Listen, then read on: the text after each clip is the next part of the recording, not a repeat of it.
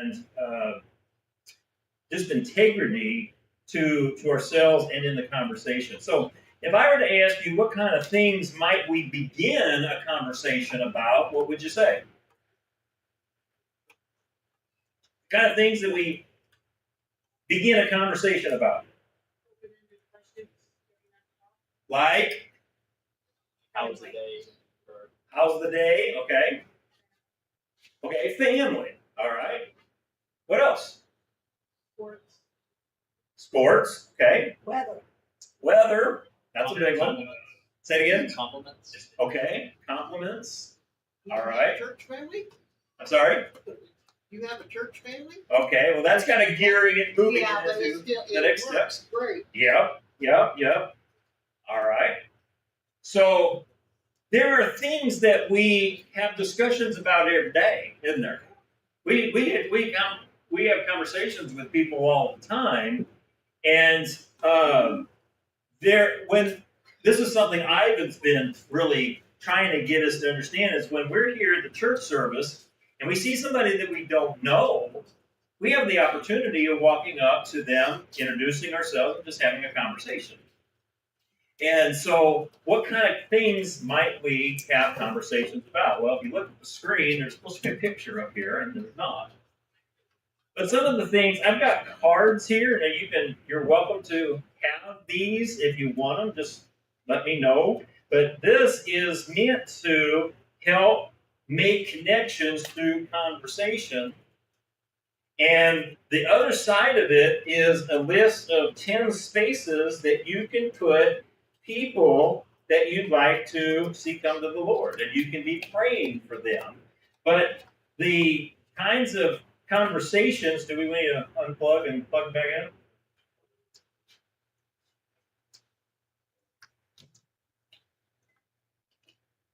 So this is broken down into what's called hopes, Hopes. And the first thing is places to live.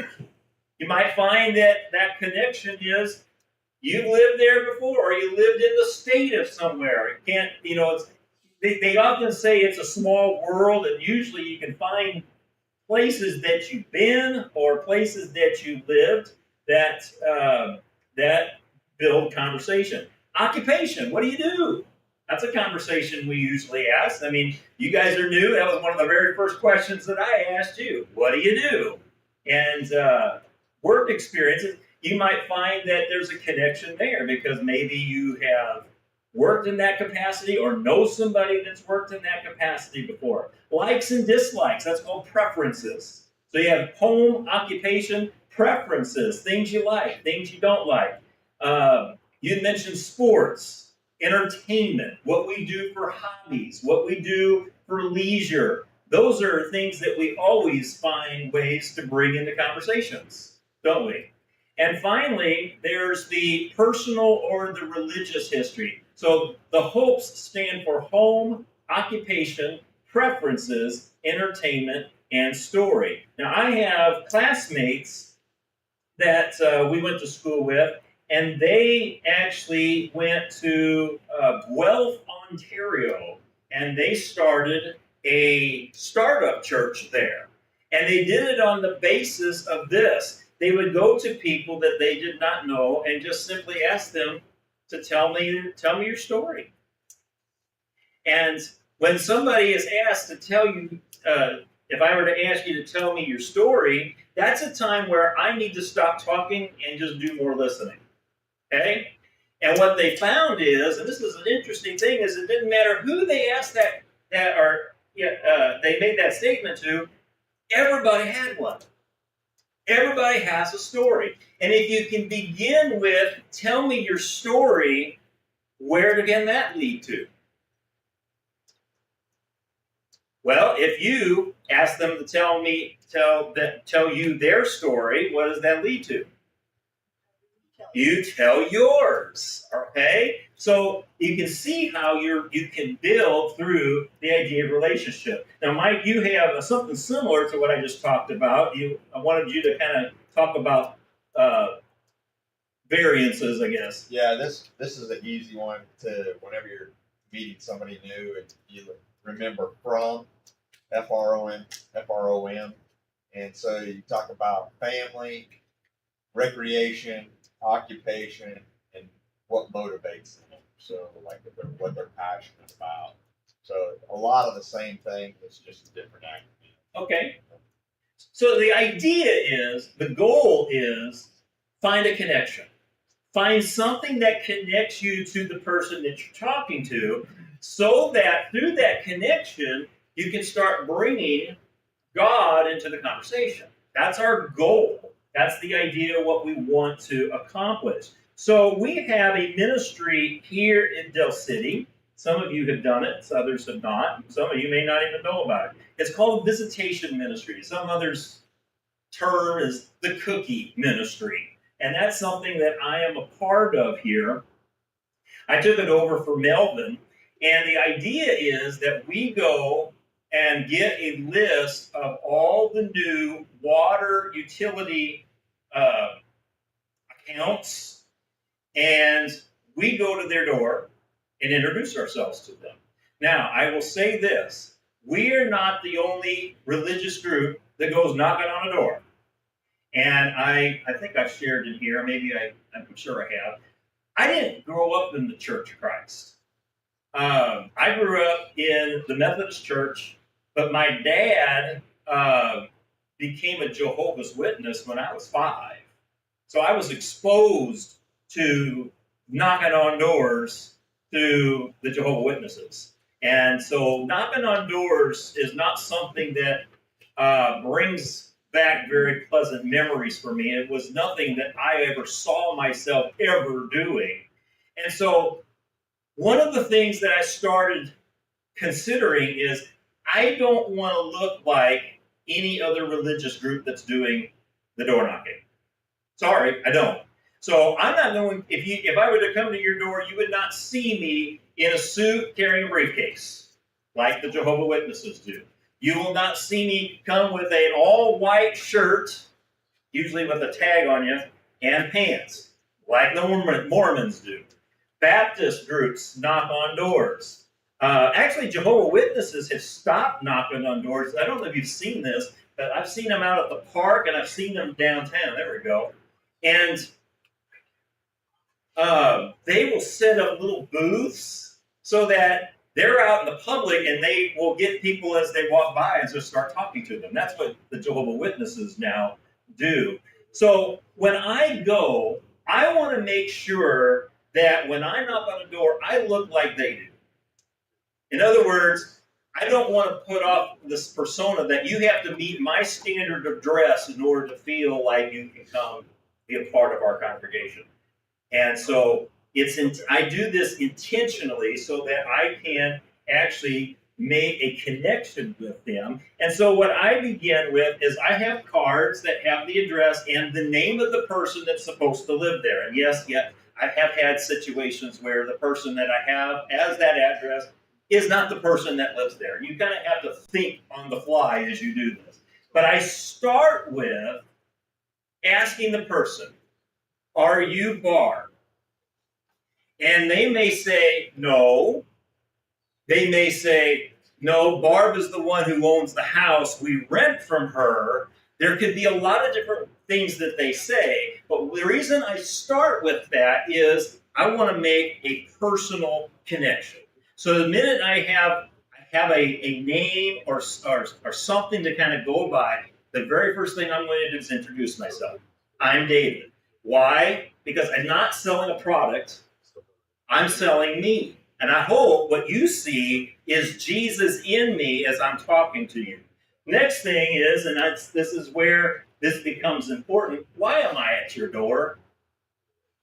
There is not a person that enjoys having some stranger just come out knocking at your door. First thing that's going to come to mind is, what are they selling? What do they want? And the dogs. Yeah, we're going to talk about dogs.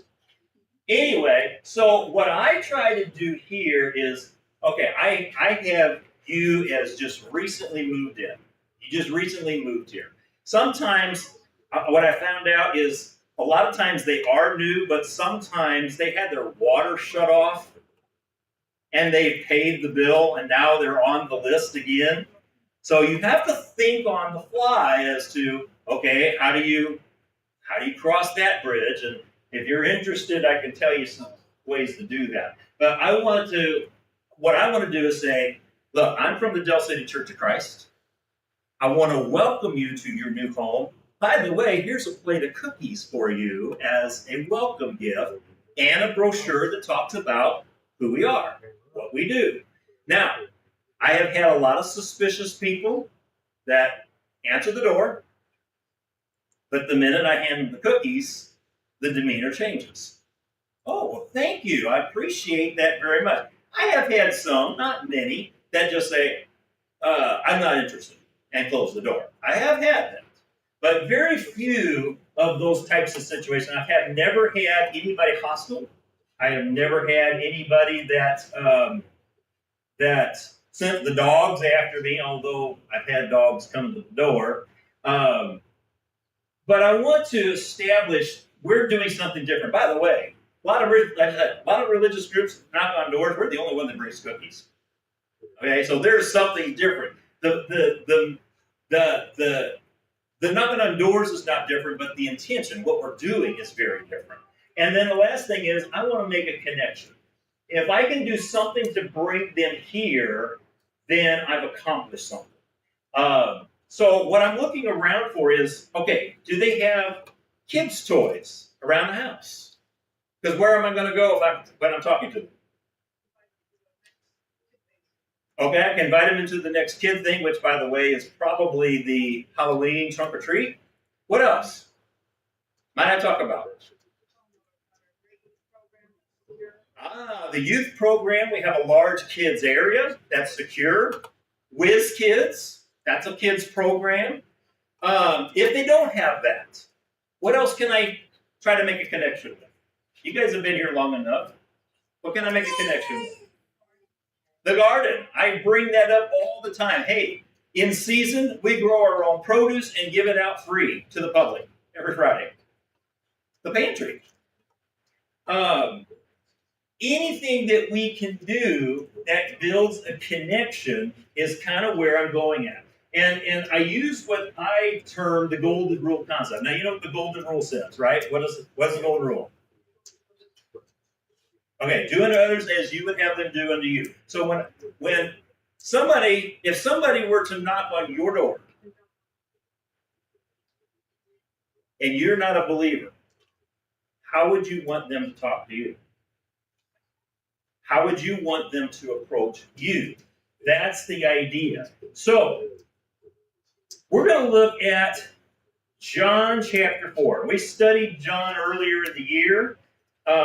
But I want to look at this conversation that Jesus has and use this as a guide. And this is what I try to personally do when I am out in the public doing the visitation ministry. So John chapter 4, and we're going to begin in verse 7, and we're going to kind of break this text down a little bit. Beginning in verse 7. There was a woman of Samaria that came to draw water. Jesus said to her, "Give me a drink." For his disciples had gone away into the city to buy food. Therefore the Samaritan woman said to him, "How do you, being a Jew, ask for a drink from me, being a Samaritan woman? For Jews have no dealings with Samaritans." So how does Jesus begin the conversation? How does he begin it? Will you give me a drink? Okay, so the verse that's before where we started, verse 6, emphasizes that it was the 6th hour. This is the hottest part of the day is what we're talking about. Very seldom in this time, because there were no air conditioners, very seldom would a person come out at the hottest part of the day to go get water. You would wait till it's cool enough, either in the morning or in the evening, to go get water. But I have a premonition that Jesus knew that she was going to be there. And I think when you get into the story, you realize why she's there by herself. Okay? So he begins by something that would be very common. It's hot there. It's the middle of the day. give me a drink. Now, he's going to steer this conversation in a very different way, but she actually questions him on the basis of what we call social barriers. What's the social barrier here? She's a Samaritan, and what was the problem with that? They don't see eye to eye with the Jews. They did not see eye to eye. In fact, they hated each other, literally. So, what kind of social barriers might we encounter when we're talking to other people? What kind of social barriers might we encounter? Okay, race, ethnic backgrounds. I had a situation about a month ago. We went to a house. It was unoccupied, but there was a worker out there. Walked up to him. He doesn't speak English. That takes some quick thinking, doesn't it? So I grab my phone out and get the translation, English to Spanish. I type in what I'm doing, let him read it. That's how I got conversation with it. So, but there are racial barriers. What else? By the way, when you're talking to a Hispanic person, guess what I try to connect them to? Not Ivan, but the Spanish ministry over there. If they're speaking Spanish, we have something that not every congregation offers. That's an opportunity. Okay, what other kind of social barriers might we encounter?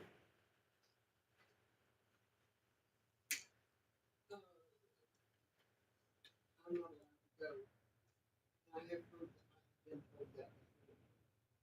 You're not allowed to go. My husband let me go. Okay, so perhaps a domestic barrier. Okay.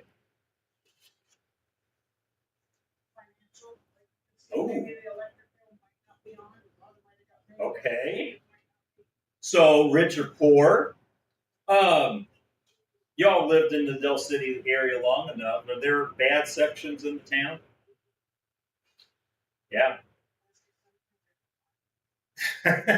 Well, I would say north of the highway here is not a very good section either, because I've been there and actually had a cop pull on behind me when I was doing the visitation.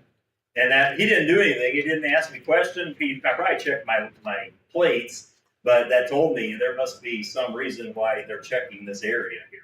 So there's that. And here's one of the biggest barriers socially that we encounter. People that come from a different religious background. Sorry, it is. Because usually the motivation is, I want to win an argument here. I want to prove that they're wrong and I'm right and I've got the right church and they don't, and that's my motivation. And it's really hard not to get there because a lot of people that come up that way, and I was one of them. Okay, I used to be there. What we do is we incorporate a lot of the things that we grew up believing, and even if Scripture contradicts what we believe, we try to arrange it so that it's not contradictory. That's what we do. We force our beliefs into the Scripture instead of the Scripture being what dictates our belief. And I fought that. I was one of those that did that because, you know what? I don't like to be wrong. Do you? Good night.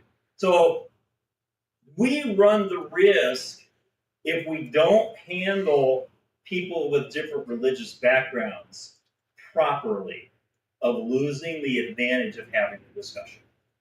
We just do. And unfortunately, our Church of Christ people sometimes do us more harm than they do good, trying to incorporate that system. So we do come across social barriers. Now I want you to notice in this next section, how does Jesus change the direction of the conversation? Notice now he's going to bring in God to the conversation. Verse 10. So Jesus answered and said to her, if you knew the gift of God, and you knew who it was who says to you, give me a drink, you would have asked him, and he would have given you living water. So she says to him, Sir, you have nothing to draw with, the water is deep. Where then do you get that living water? Are you greater than our father Jacob, who gave us this well and drank of it himself with his sons and his cattle? And Jesus answered and said to her, Everyone who drinks of this water is going to thirst again, but whoever drinks of the water that I give him will never thirst ever. But the water that I will give him will become in him a well of water springing up to eternal life. And she says to him, Sir, give me this water so that I will not be thirsty nor come back here to draw. All right, so how does Jesus change the direction of the conversation from an everyday conversation into a deeper part of the conversation? How does he do that?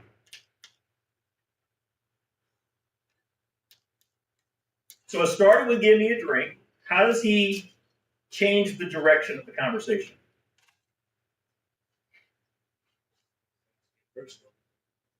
Okay, he starts to become more personal with her. Plus, what does he do to engage her, to get her interest? Well, for one, he overcomes her her social barrier Okay, about the Jews and the Samaritans, and took it to a spiritual level. all right. So he's taking it to a spiritual direction. That's the goal, isn't it? Is to incorporate a regular conversation and somehow bring God into it. But notice also that what he does is he now offers her something. Let me invite you. There's your invitational mode we talked about last week. Let me invite you to something that could be of benefit to you. That's part of building that connection. How do we know that what he says actually made a connection? How do we know? Yes. Question about what he said. Okay, so she starts asking questions. First of all, she could have terminated the conversation right there. You have no idea what in the world you're talking about. You didn't even bring a bucket. The water's deep in there. How are you going to get anything? She could have.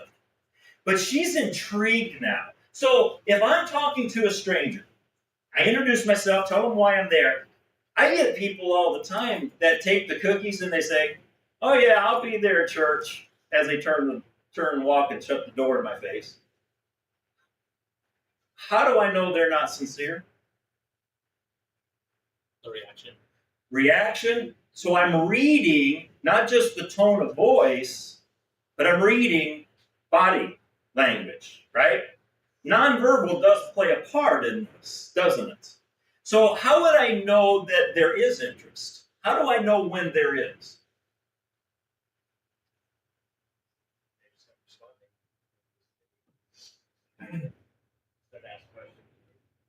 Okay, so if they're asking questions, what do you believe? What does your church teach? Where you located? Where are you located? What time do you meet? I got 3 kids. What are you gonna do about them? Mm-hmm. Okay, so these are questions that go beyond the surface of thanks for the cookies, thanks for stopping by, and I'll get off my property. Right. They're actually now delving into an element of interest. So we've got to be able to, in discernment and prayer, gauge where the direction of the conversation is going, right? You know, Garrett kind of did that last year with the tactics, where you gauge where the conversation's going, and you do that through asking the right questions, listening to response, and knowing how to respond to how they respond, right? It's part of gauging the direction of the conversation. So, picking up from verse 16. Jesus says to her, "Go, call your husband and come back here."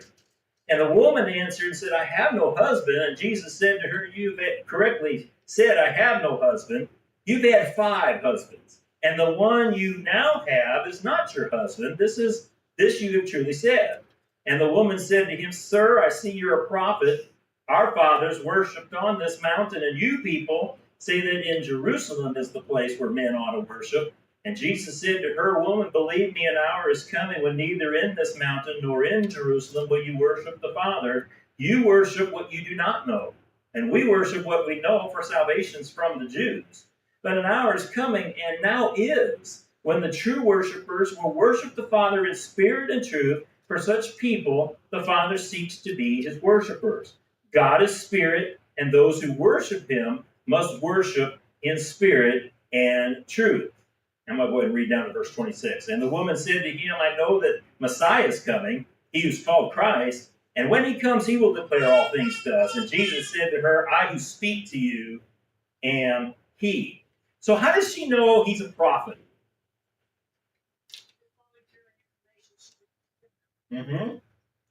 So he is obviously knows things that he shouldn't know.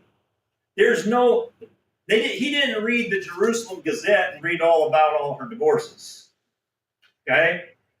There are things that he knows about her, and what he's doing here is actually becoming more personable with her. So, how come do you think Jesus feels comfortable getting personal with her? That's sensitive. You know that to people? Especially people you've never met. Going too far. We talked about what are you doing here? Or where do you work at? Where do you live? Where are you from? Those are personal things, right? But they're not threats to, it's not like, tell me all the dirt about your life. That's what I really want to hear. Maybe we can talk about going on Jerry Springer or something like that, exposing it all to the world. No. But he goes personal. Who gets your husband? I don't have a husband. No, you're right. You've had 5. Yes, Richard. Love and compassion as he's talking to her. Okay. So his love and compassion, he feels he is compelled that he can go there without the risk of offending her. Do we get the impression that she's offended? Or that she's threatened in any way? Do we get that impression? Somebody said that she feels uncomfortable because she tries to change the subject, and I'm not sure that that's what she's doing with the comments she makes. Perhaps it is, but I don't get the sense that he's doing this in an accusatory way that's making her feel uncomfortable. So that leads to the question, is getting personal wise? I think it was in this case. It sure was in this case. But what's the danger of getting too personal too soon? Yes. And you'll know that by the reaction.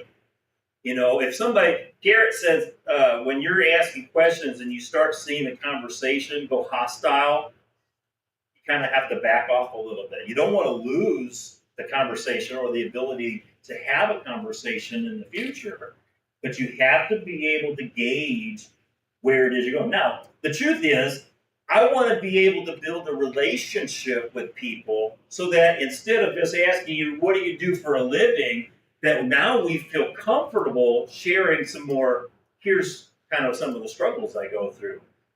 Have you been through that before? That's where we want to get to, but in a window where at best, I may have a minute and a half at the door. At worst, maybe 30 seconds. How personal can I get?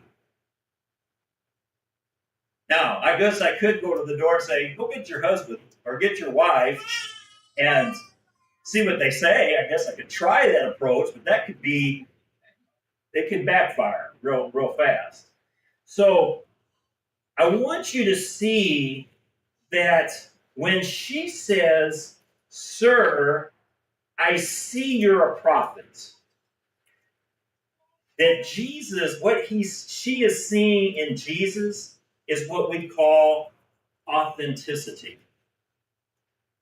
That there is something of integrity about him. Why is authenticity important?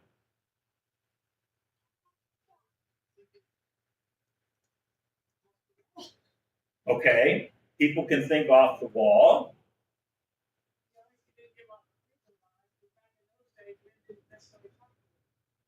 That's exactly right. So at the beginning of the conversation, if anything, that would have been more offensive than where the conversation's gone.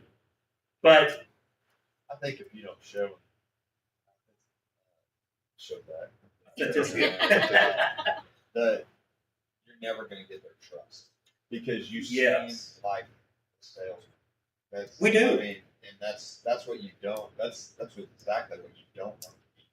So if you're pretending to be something you're not, they're never. That's exactly right. Because the motivation is, if somebody's knocking on my door that I don't know, what are they trying to sell me? What are they trying to get me to do? And I don't want them here in the first place.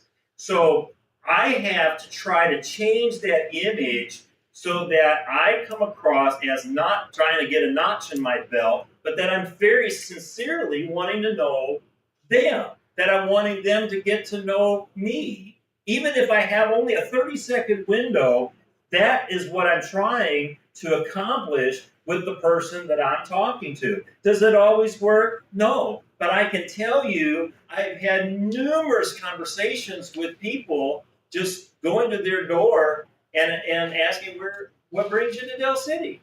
And that leads into a conversation. Do you go to a congregation? No, not yet. I've been looking. Okay, well, let me tell you a little bit about us. I've had numerous types of conversations like that. I had one guy, and I don't do this, I don't recommend this. He actually invited Terry Craighead and I into the house. And that's not if I had been by myself, I would have said no. But he felt comfortable enough to bring us in and just sit down and talk to us. So, you seize those opportunities because what they're trying to do is they're trying to, for themselves, whether they realize it or not, they're trying to show, see in me, am I credible? Is there something trustworthy about me, or is he just getting me, out to get me? And those are things that I deal with. One of the hardest things that I try to get people to understand about authenticity is we need to be living the lives of disciples of Christ. And they need to see that in us, because if they don't, then we come across as hypocrites. We come across as what I call Christian atheists. We talk like we believe, but our lives play a whole different part. And I cannot tell you how many people that in the name of Christianity, their lives are no better off than when they started. Good night. Does God make a difference in our lives? Because if he does, there needs to be evidence of that. That's authenticity. And I would tell you, the world and the society out there that judges everything, that's closed, that seems closed to everything, if we don't show them authenticity, we've lost already.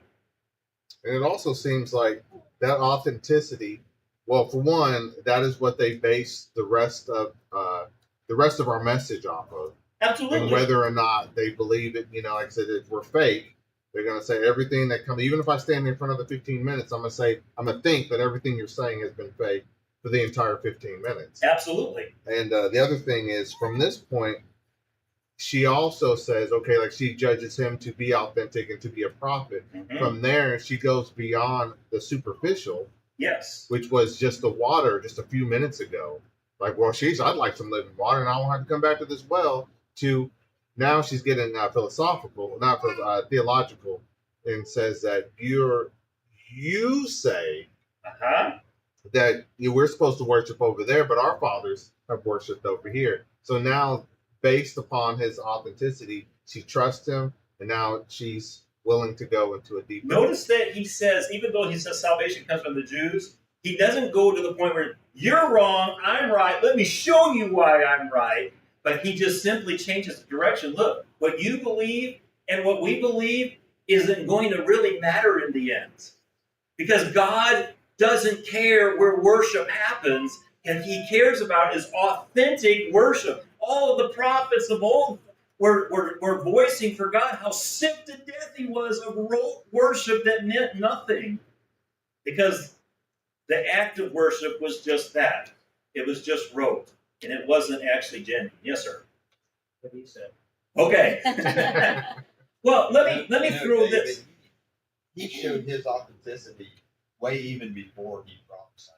Oh, He absolutely. was acting so much different than any Jew she'd probably Oh, yeah. ever come across. Yes. before, so she knew he was different Yes. from the get go. And I think that was an important step, just right off the bat, that he showed that he was different than So let me play this for you.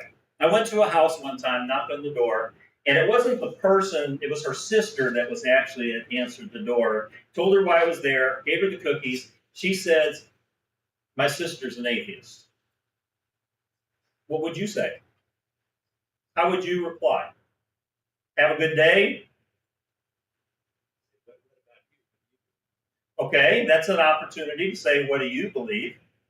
I would love to discuss that with her. Okay, That thought process. so what I did was I asked the question, is there something that has happened in her life that's caused her to think that way? Lo and behold, yes, she had an abusive situation, and that's why she was there. So what did I do? I am so sorry that that happened to you. Please let me assure you that that is not consistent with what we believe, nor is everybody who is in the church, do we think like that? And if she would like, I would love to have the opportunity to sit down and talk. Right? So what I have found is that people that say they're atheists usually have something in their life that either one, they've had a tragic event that's caused them to think that way, or two, they have some kind of sin they're not willing to give up. That's why. So not closing the door but leaving it open was, I think, one of the better approaches. All right. So he goes on and says that, or she says, when Messiah comes, he's going to show me and declare all things. And Jesus says, that's me. Verse 27. So at this point, his disciples came, and they were marveling that he was speaking with a woman, yet no one said, what do you seek, or why are you speaking to her? So the woman left her water jar and went into the city and said to the man, come see a man who told me all the things that I've done. Is this not the Christ? So they went out of the city and were coming to him. And meanwhile, the disciples were urging him, saying, Rabbi, eat. But he said to them, I have food to eat that you don't know anything about. The disciples were saying to one another, has somebody brought him anything to eat? So Jesus said to them, my food is to do the will of him who sent me and to finish his work. Don't say there are 4 months and then the harvest comes. Behold, I say to you, lift up your eyes and look on the fields. They are white for harvest. Even now, he who reaps is receiving wages and is gathering fruit for life eternal, so that he who sows and he who reaps may rejoice together. For in this case, the saying is true. One sows and another reaps. I sent you to reap for that which you have not labored. Others have labored, and you have entered into their labor. And so from that city, many of the Samaritans believed in him because of the word of the woman who bore witness. He told me all the things that I've done. So when the Samaritans came to Jesus, they were asking him to stay with them. And he stayed 2 days, and many more believed because of his word. And they were saying to the woman, it's no longer because of what you said that we believe, for we have heard for ourselves, and now we know that this one is truly the Savior of the world. I'll stop there. So, now a weird discussion as the disciples come back. By the way, I wanted to emphasize this one thing. And it's kind of fitting here because he talks about fields being open and everything. I'm going to say this. We can do a lot of things that we call ministry. And it can be for the benefit of others. And those things are important. Please hear that. When we're feeding or handing out food for the pantry, those works are important. And we get that. But I will tell you this. There is no greater reward. There is no greater reward than being the tool that God uses to bring somebody to an understanding of Christ and getting the opportunity to baptize them into Christ. That is a reward that very few people ever experience, but it is the most rewarding thing we can ever do. And some people, they say, baptism's a work. And what's interesting about that statement is that the person being baptized isn't doing anything other than having it done to them. If anybody's doing the work, it's the one that's putting them in the water. And the other thing is Colossians chapter 2 makes it very clear that in baptism, God is doing the work alone. And that is where he cuts off the sins off of us. And so we just throwing that out there, that is one of the most rewarding parts of ministry. Okay, so let me get to the disciples. And Jesus is trying to get them to understand a point. What is his point? What is he trying to get them to understand? There's a lot of work to do. There is a lot of work to do. So maybe it might be the motivation. You guys need to be ready and get ready to get busy with this. What else might be the point?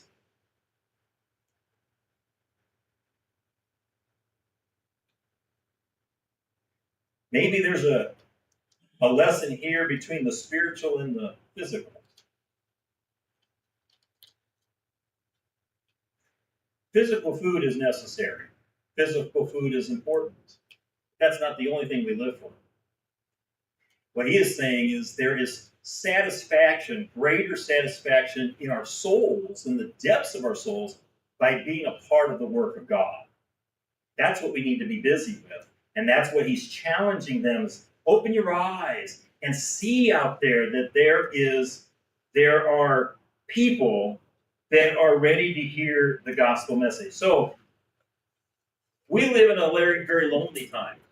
Society is looking for ways that they can fit in. We live in a very closed-minded time where people are very private. They like their privacy, don't want people to invade it. We are very suspicious people. Do you think there's truth seekers out there today? We have to believe that there are, because I believe that while people are embedded in this lostness, there is still a sense that I want to belong to something that has meaning. I want to believe that the places that I've looked at to fill me up with the kind of love that I want, that there is such a thing. There's too many self-help books about meditation Yes. and yoga and all of that. You know, you can tell people are looking for something. They are looking for And something, they don't know where to look. and they don't know where to look.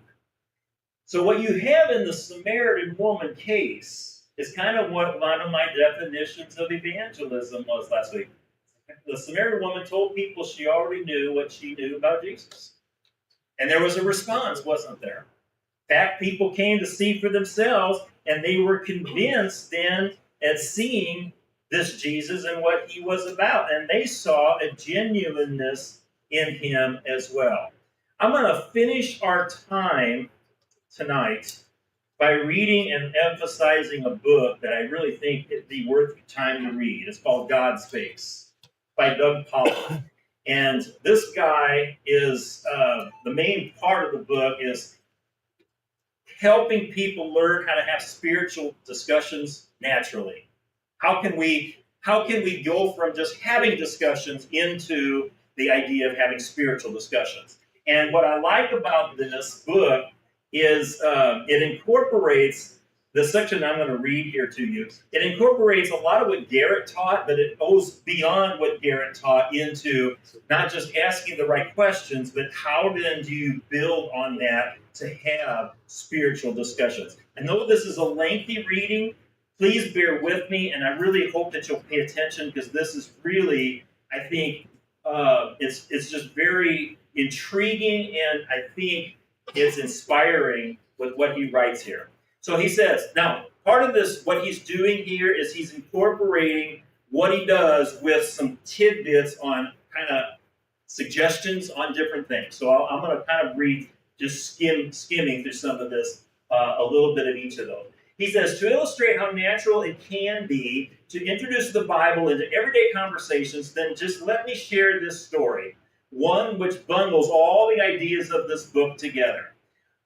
I had challenged some of our staff to think of the hardest place they could go to work, to do the work of evangelism. And we didn't have to think for very long. Antioch College is just 15 minutes from our headquarters. This school is considered one step beyond Berkeley because of its disdain of evangelical Christians. Every kind of lifestyle and worldview except Christianity is championed there. So if you're thinking about already the background, this is a hostile background, and it would be one of those places where most of us would say, no way, wouldn't work there. Okay? We were well aware that many of the students at Antioch were resistant and downright opposed to the gospel. So if there was ever a time for a backdoor approach onto a campus where the front door was heavily guarded, this was it. So in the spirit of Colossians 4:5, we decided if we were going to be wise, it would be best to demonstrate God's love to these people in a practical way. So what he says is that it was a very hot day and they decided to offer cold drinks to people with no strings attached. Okay? So somebody asked what they were doing. He says, well, they were asking people if they want a cold one. Well, this is his words. One guy got really excited as he thought I might be handing out free beers. After everybody calmed down and ordered the tamer drinks I was serving, one girl looked at me and asked, "Why are you doing this?" And so I explained that when I was in college, somebody demonstrated God's love to me in a practical way, and that it changed my life. So I told her that the free drinks were just a tangible reminder of God's love with no strings attached. She said, she fired another question, "Who's God?" I replied that God had changed my life. So she loaded her gun again. "What religion are you?" Now, you might disagree with how he answered this, but I think you'll understand the point. He says, "I hate religion. Religion's a bunch of man-made rituals and traditions designed to change you from the outside in. What I'm talking about is true spirituality where God takes residence inside of you and changes you from the inside out." She says, "That's cool." He says, "Grace is such a foreign concept in our world that when we come as servants to be the gospel to others, we should always anticipate and prepare for any kind of question they might raise." So I immediately hopped up on God's teeter-totter and began to ask questions. I wondered what had compelled them to choose this school out of the middle of nowhere to pursue their college education. Each one of them had fascinating stories to share, but the bottom line was this: Antioch College offered them a safe place to be in community with other people who valued being open-minded. Well, I wondered if the school had met their expectations. They're asking the right questions for open-mindedness. And interestingly enough, all of them were disappointed. They said that the school was open-minded to a point, but very closed-minded toward middle-class folks living in the suburbs. So I asked them if it was ever okay to close their minds to something. And this got them thinking about the bigger implications of what they were really saying. So as an example, I brought up the subject of love. I asked if they thought it was okay to close their minds to things like racism and genocide and other forms of hatred, which are polar opposites of love. Being open-minded, you would think you embrace everything, right? Now he's touching on some issues which they would not embrace. This wondering question sensitively pushed them toward the edge of seeing that their worldview for what it was. And I could tell they were beginning to grasp the inconsistencies of their most cherished value. So while they were teetering, I decided it was time to push them over the edge. So in the spirit of Dr. Phil, I asked how the value of open-mindedness was working out for their relationships. I shared the following example to illustrate what I was getting at. If you were in a committed love relationship and your partner turned to you one day and said, "I'd like you to stay open-minded about something. You know I love you, but I also have 2 other girls and 1 other guy I love as well. I just want to make sure you're open-minded enough to share me with these 3 other people." How would that make you feel? And he says, this example was appropriate for this context because in the group of students, he had a lesbian, a transvestite, and some folks who swung both ways in this group. And he says Jesus used parables, which is what he was trying to do. So this question nearly threw everybody into cardiac arrest. One by one, they began to share stories about their broken relationships.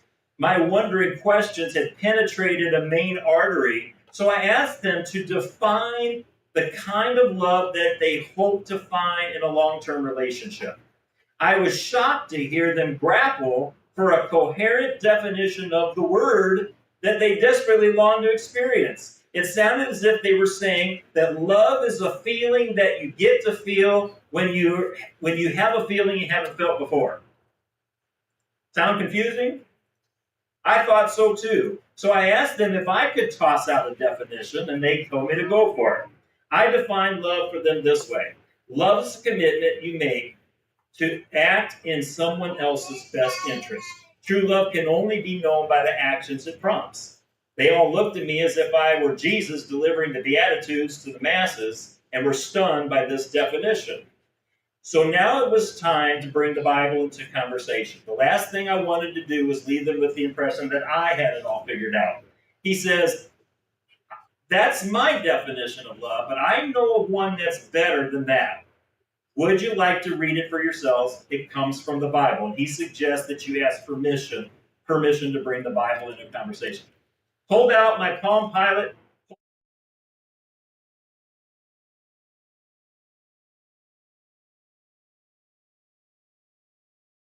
Rude, it is not self-seeking, it is not easily angered, it keeps no record of wrongs, love does not delight in evil, but rejoices with the truth, it always protects, always trusts, always hopes, and always perseveres.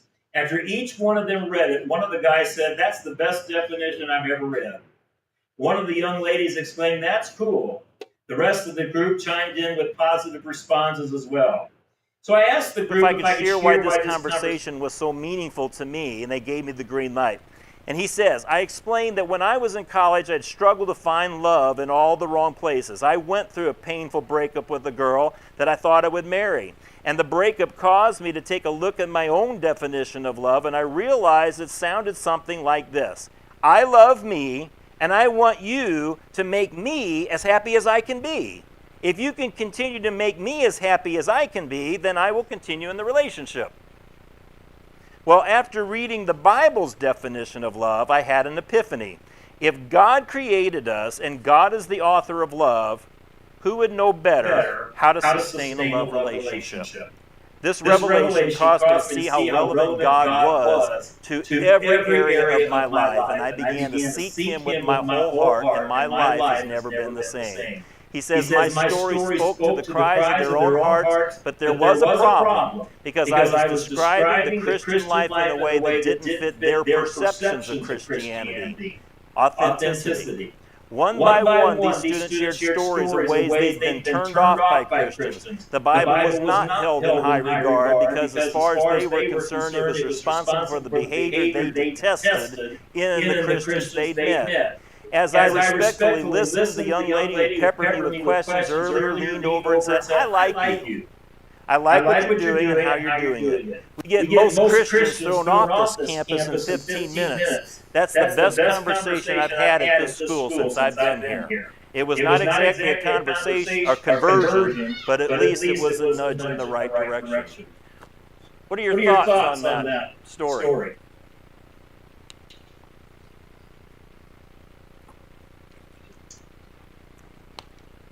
I can't hear you. He persevered with intention. And in fact, he came prepared. He didn't judge them. Did you notice that? He didn't tell them, well, you're all wrong and you're going to hell for it. Actually, what he did was he showed them a different view of Christianity that they had never seen before. You know what the truth is? Most people that reject the Bible and Christianity don't even have a clue what's in this. And they don't see genuine enough authenticity in Christians enough to say, I trust you to tell me what this is. But if we engage in conversation to gain their trust, we do have the capability of bridging the gap and bringing God into conversation and helping them see a perspective that maybe they've not been allowed or have allowed themselves to see. And that's what our goal is. So if we get a place where we finally get a Bible study with people, Remember the question that or the phrase that I asked you to think about is not answering a question that somebody asked, but saying, that's a good question. And setting up a time to meet with that person to have further studies. So what I'm going to do next week is show you where I begin. My method's not the only one. It may not even be the best one, but it is the one that works for me. And since I have been entrusted with the outreach ministry by the elders, what I'm wanting is to have a group of people that would feel comfortable having Bible studies with people, but it has to be under the umbrella of doing it the way that is complete. And I would need to know your approach in order to make me part of that process. So I'm going to show you my process, a little bit of the Jewel Miller strips, if you remember those. It's a little bit incorporates that, but it's done with a different overview. But anyway, we'll get into that next week, and I will show you all that diagram and everything else. So appreciate your time. Have a good week. We hope to see you Sunday. Hey, David? Yes. What is the difference, and I'm asking you, and I've got a son that keeps hitting me at my foot. He's talking about how you make, volleyball in church, blah, blah, blah. Okay. He lives across state. I've seen one that's 25 years. And he's going, I'm not an atheist, Mom. He says, I consider myself an agnostic. Okay.